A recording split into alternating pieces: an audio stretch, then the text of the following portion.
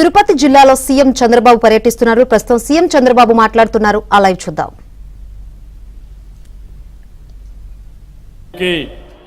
అతి పెద్ద పండుగ జీవితంలోనే ఒక మలుపు. అలాంటి పండుగ జరుపుకుంటున్న సందర్భంగా మీ ముఖాల్లో ఆనందం చూస్తే నాకెంతో ఆనందంగా ఉంది. నా జన్మ ధన్యమైందనే ఆలోచన నాకు వచ్చే పరిస్థితికి వచ్చింది.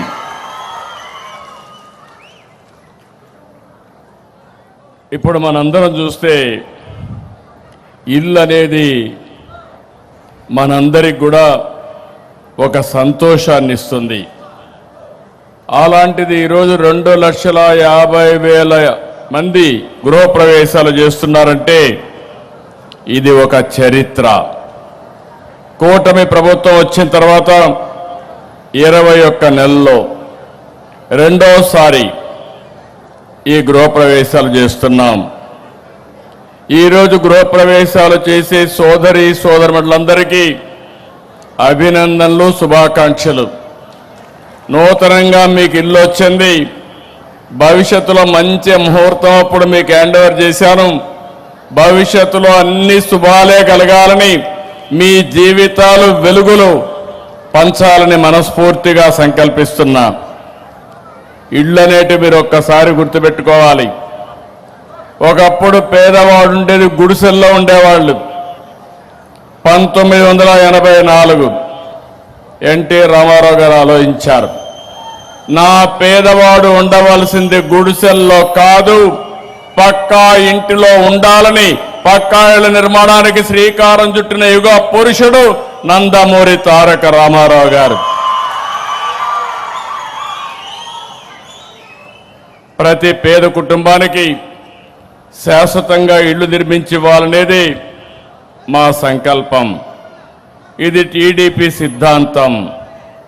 2029 మీకందరికి హామీ ఇస్తున్నా, ప్రతి ఒక్కరికి ఇల్లు లేని ప్రతి ఒక్కరికి ఇల్లు ఇచ్చే బాధ్యత నాదని మరొకసారి మీ అందరికి హామీ ఇస్తున్నాను.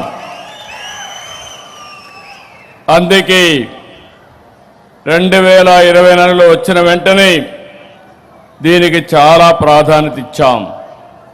ఒకప్పుడు మీరు ఒకసారి చూస్తే 2014-19 8,19,853 ఇండ్లకి ఆ రోజు శ్రీకారం చుట్టాం, పూర్తి చేసి మీకు అప్పజెప్పాం. ఈరోజు అధికారంలోకి వచ్చిన ఏడాది లోపలనే 20 నెలల్లో ఇది రెండోసారి. 25 నవంబర్ 12న అన్నమయ్య జిల్లా రాయచోటి నియోజకవర్గంలో 3 లక్షల మందికి గృహప్రవేశాలు చేశాం.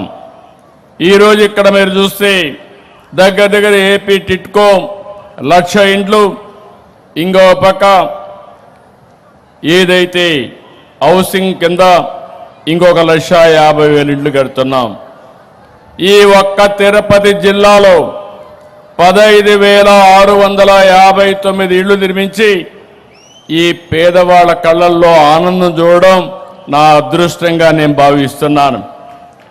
ఇంకో పక్క మీరు చూసినప్పుడు ఇప్పటి వరకు ఈ 20 నెలల్లో 5,50,000 ఇండ్లు కట్టాం. మళ్ళీ రేపు రాబోయే రోజుల్లో మీరు చూస్తే ఇందులో 4,52,000 ఇండ్లు PMEAY అర్బన్లో కట్టాం, గ్రామీణలో 78,000 కట్టాం. ఇంకొక పక్కన నేను మీ అందరికీ హామీ ఇస్తున్నాను, వ్యవస్థను అస్తవ్యస్తం చేశారు. ఇప్పుడే మా మంత్రులు చెప్పారు, మళ్ళీ దీన్నంతా కూడా స్ట్రీమ్లైన్ చేస్తున్నాం. ఈరోజు ఇక్కడికి వస్తే నాకు ఎంత ఆనందంగా ఉందంటే, ఇక్కడ పేదవాళ్ళు ఉంటారని బయట చూస్తే ఎవరికి అర్థం కాదు. అలాంటి ఇళ్లు నిర్మాణం చేసిన ఘనత ఈ ప్రభుత్వానిది. మధ్య తరగతి ధనిక వర్గాలుండే విధంగా ఒక మంచి ప్రెమిసెస్ కట్టి లేఅవుట్ కూడా వెడల్పుగా వేసి